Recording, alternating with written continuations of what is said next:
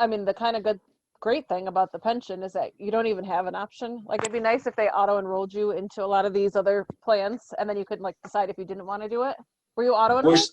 I wish I would have I wish in Yeah. 1987 or 88, when I started working to the district, they would have auto-enrolled me into one of the plans. Even if it was a crummy 403B, nobody told me. Yeah. Nobody told me. Yeah. Nobody said a word. And that's the big like hiccup, and the thing that I love that Dan and Scott are working on too is that there are some of these plans that teachers have access to that are terrible, right? That are real crummy, and they have tons of fees and tons of like risk factors if you walk away from a job or try to transition it to a different job. It's terrible. But then there are a few that are real like pearls, you know, that are really, really, really good to have. But it's hard for those of us who don't even understand what a 403B and a 457 is to then further like decipher which ones are good, which ones are the tricky ones. So how would you, like, if there's a new teacher, new custodian, new physical therapist, whoever in the building, how would you give them warnings? If I was going to help in the school system, I would have auto enrollment. Okay. It would be very much like on the pension. Like in 1988, I didn't know what CalPERS was. I was 20. For the first 10 years, I used to throw my statements away. I didn't know what the hoot those things were. I used to just chuck them like, what the heck is this? I don't know what the blanket is. Well, you see me like going through it, like not knowing what I'm looking at with mine too. Like, where was that? Yeah, don't feel bad. Yeah, don't feel bad. You're focusing on other things in your life, right? I was the same way. I was 30. I didn't know a clue. So I would take that and do auto enroll. And then I would set that at a certain percentage, just like my CalPERS is. And every time I got a raise, they would take a little bit more. I would throw it in a target date. It's simple. I know it's not the best way. To me, it's kind of like an automatic transmission in a car. If you want to get literate like me and you want to have 15 funds and you want to have an investment policy and you're a nerd and you got the discipline in March to move 80,000, I moved 75,000 out of my fixed income and bought the stuff that was beat up enough, great. But if you're like one of the people I work with, she's in our 457, started her in 04. She's been putting $300 a month away. She's probably at 6 figures now. And she's a part-time lady, 10 months, works in food service. She says, Jeff, this is the best thing you've ever done for me. I said, I didn't do it. You did it. You're the one who came to the meeting and signed up in 04. So so those would be some of the things, and I would put the most lowest cost product in there. That's the thing. Okay, so this is what I want to try to figure out to help people.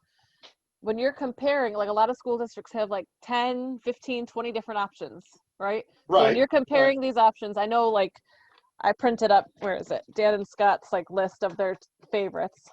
I'll try to put an image just nice and clean in the in the video I edit, but yeah, they have this little, you know, I don't know if you can see this, but yep, I see it. So I have my like list that I compare to, but like, what are the questions we should ask? If there's 20 different provider or 20 different vendors on your list, you want to look at like surrender fees. You want to look at the first thing that you're gonna have to decide, and I had to learn this and pay some stupid taxes, you're gonna have to educate yourself to a point of literacy to be able to understand it. Or you're going to have to find a fee-only fiduciary that's going to act as your best interest and understand the plans. That's the first thing. If you have the interest and the desire to understand that, then what you need to do is educate yourself to a level of saying, okay, nope, I don't need to be in a fixed annuity. I have a CalPERS or a CalSTRS or whatever defined benefit plan that's going to provide me a set income stream, and I'm going to stay in the schools and I'm going to put in the 30 years to get the carrot on the string at the end of the work history. Okay. So you say, okay, I don't need a fixed annuity product in a 403B or a 457. And you say, okay, now I'm going to do mutual funds. Well, if you're going to do mutual funds, you're not a saver. I know people hate me when I say this, but you're an investor.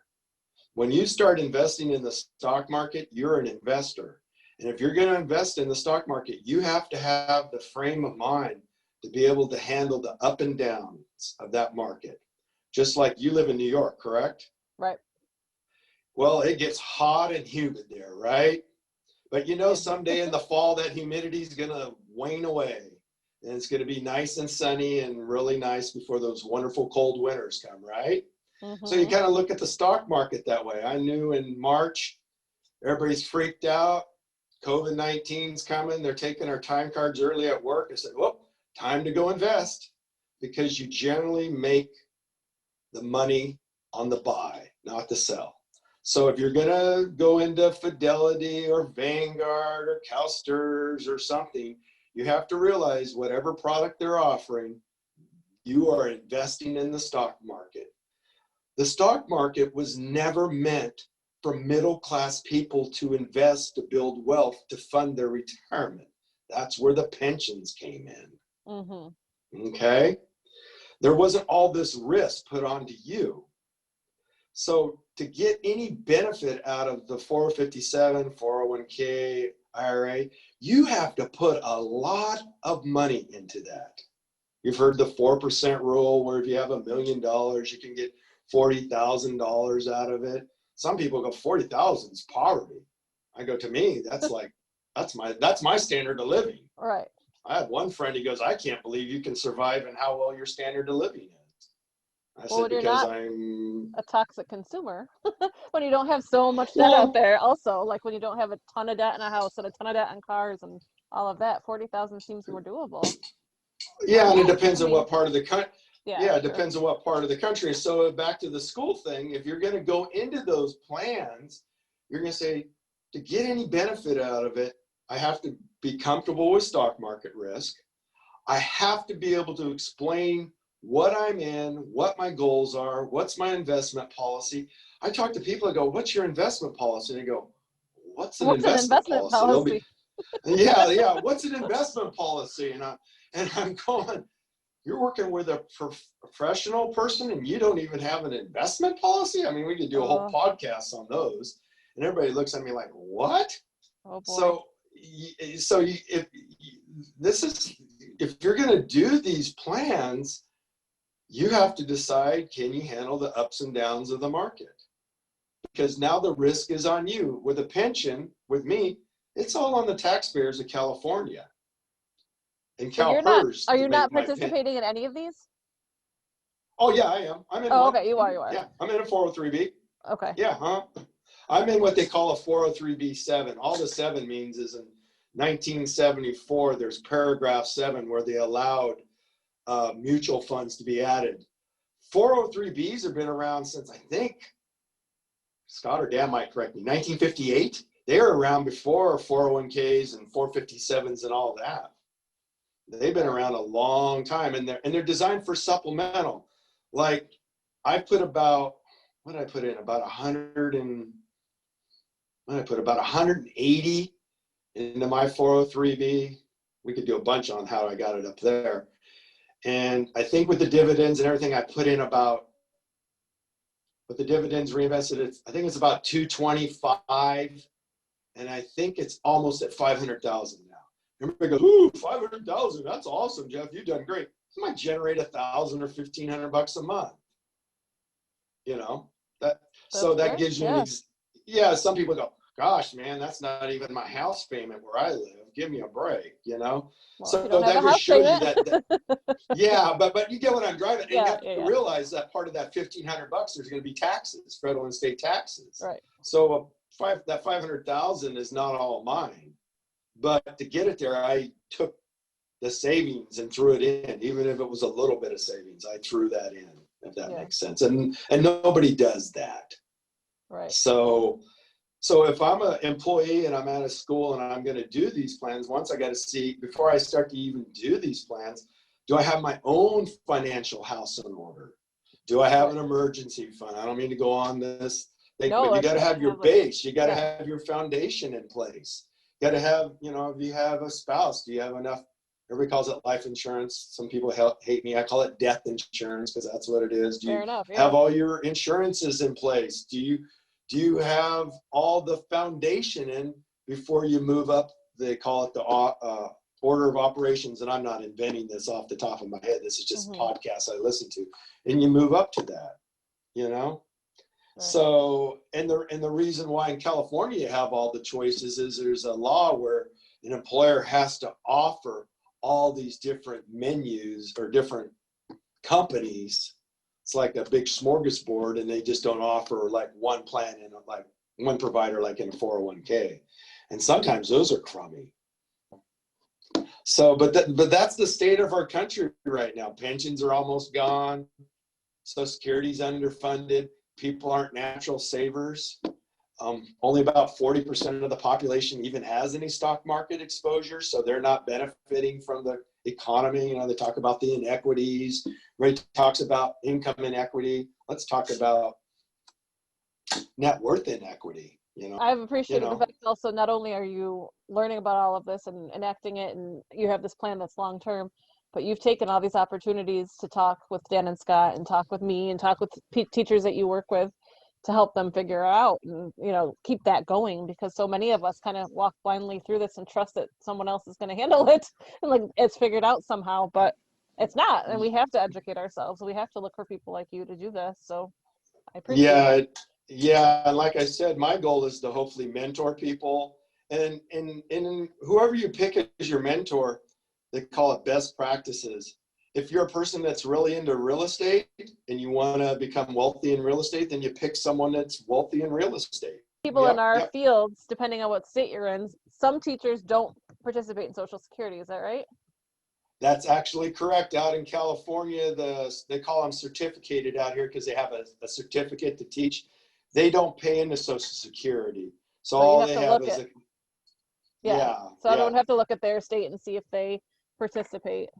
You know, here are the deductions. So okay, so basically this one here, that $51.31. Yep. That's what's going into your state teachers retirement system, the DB. Mm-hmm. Yep. FICA, that's Social Security. Okay. That's 6.2%. You can write that on your little chalkboard if you want that. All right. It's my Social Security is they're taking 6.20% out, and that's after tax. We could go into a whole podcast on what's going on there. Okay. And then they're taking Medicare out. That's 1.45%. They're taking out for Medicare. So you add those guys up when you got 7.75. If I'm doing my basic math, 7.65%. And that's coming right off the top. That money there, that 6.20, that's coming out of your check. That's going to help fund my mom and my brother right now. Okay. Okay. Just like you said, you've had 3 children, right? Right. Your 3 children hopefully will help fund you. Let's hope. It's but unfortunately the birth rate has dropped really low. So that has made the trust fund a little underfunded, plus some other issues. We won't go into that. And you're so low, you got the exemption there. They just changed the withholdings. You could do a whole podcast. I asked Scott and Dan to do one on that. They just changed the withholdings allowances. So you're not having any federal tax taken out. And I don't know what the marginal tax rate for state of New York is. I know before and still a little bit, I get a little antsy when I hear stock, annuity, mutual fund, some of those terms. People, once you understand it, you hear people say it all the time. You're like, that's not on my list. I don't know what that is. Okay. So these are like the yeah. Those are like the baskets. Those are like the baskets. Those are the baskets or the bowls. However you want to say a basket. Yeah. Let's say it's and a then basket. What you put inside is the investment. What you put inside is the investment. So I'm gonna erase this. Let's see here. Yeah. Yeah, all these are, you could look at these as like little baskets. You could look at a basket, a bowl, a bucket. Okay. I'm not an artist, but we're just get a general idea here. Oh, you're better than I am. So what goes in here, it could be it could be an annuity. Yep. And that's a contract you have with an insurance company. Annuity, and that's a contract within a company. You can have an annuity. In the 403B world, that would be considered financial pornography. Okay, so generally, my opinion, your opinion, this is not like legal tax, any kind of bad. Bad. You don't put an annuity. I did that. I paid stupid tax. You do not put an annuity inside a tax-deferred plan. And that must be Okay? what all the salespeople earn their commissions on, right? Because that's Yeah, typically the people that annuities. are helping you are giving you the annuities, right? Right, because annuities pay the highest commissions. They must. Okay. They can So, pay up to almost 10%. so we could put an annuity in here, but we don't want to, guys. Nobody wants an We don't want to annuity. do that. Bad. We don't want that. Okay. I did that. I'm the poster child. I did it, and I had to pay some stupid tax to get out of that. Okay. So then Yep. other things we could put in our basket that are better, in our 403 basket or 457 basket. Or you could put you could put a mutual fund that's invested. And a Put a mutual fund in there. mutual fund. So that would be partial It could, ownership of a bunch of different it could companies, be, right? yes, right. It could be a stock. Could be a stock mutual fund. It could be a stock mutual fund. Okay. Or it could be a bond mutual fund. All right. And you want to throw one other one up there? Let's do it. We could throw a couple more. Let's do it. Then when we hear the terms, It we'll at could least have be something. it could be an actively managed mutual fund, where you Which have means- a manager actively. You have a manager that's actually running it. He's picking stocks and trading them in and out. So Or then it could be passive. actively managed would be more money, right? Actively managed, yeah. They generally cost more. Because you're kind of paying a manager, right? You got to pay the manager. He went to college. He got the degree. He got the master's. He's got to live in New York, right? He's got to make it there. Not to beat up on New York or California, where it's expensive, wherever they're at. And then the passive would be an index fund that follows a set basket of stocks. Somebody could beat me up if I'm not explaining exactly, because those are two schools of thought. Well, I wanted to ask you, like, it seems like you made pretty solid choices from the beginning, other than getting into an annuity. But if you could, like, talk to yourself when you first were hired, what's something you would give yourself, like, whisper in your own ear and say, don't do this or do this? What's something you wish you would have done differently? My biggest failing in life is not growing my income. Okay. Because that's your biggest wealth building power. My lifetime income is only going to be about $1 million, 900,000. That's over like 38 years. And you're going, how do you know that, Jeff? Just go pull up your Social Security statement. It tracks your W-2 income. This doesn't have anything to do with what the portfolios have grown or anything. That's just that. So I would say that would probably be my biggest failing. My final question for you would be, in 20 years, when you're looking at 70-something-year-old Jeff out there, what are you going to be doing? What do you think what's life going to be like?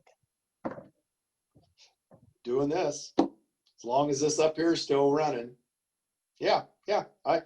I someday, if I can hook up with someone who's really good with language arts, everybody keeps telling me I need to write a book. I don't think my life is all that special. I just have a different mindset. My dad used to always tell me, and I hope it doesn't offend anybody out there, because mostly white collar people listen to this, and nothing against white collar people. My dad says, if you never learn to manage your money, you'll never have a pot to piss in or a window to hurl it out of. He used to say that to me all the time. That's I don't great. mean to be offensive to anybody. No. I don't know where he picked that up. I don't know if that came out of the 30s or the 40s, but he always said that to me, drilled that into my head. That's awesome. And I just want to keep expanding this. I used to do workshops in the 2000s. I want maybe I'm going to go to Sacramento and see there's some way I can get it where if you're in a school system, you automatically get enrolled into a 403B or 457 statewide. So the minute you come in as a teacher, you're automatically plugged into the system. Awesome. And try to explain to my union, it's not to get rid of CalPERS or CalSTRS. It's just to accentuate it, to enhance it. One plan isn't any better than the other. Each one has its own strengths and weaknesses.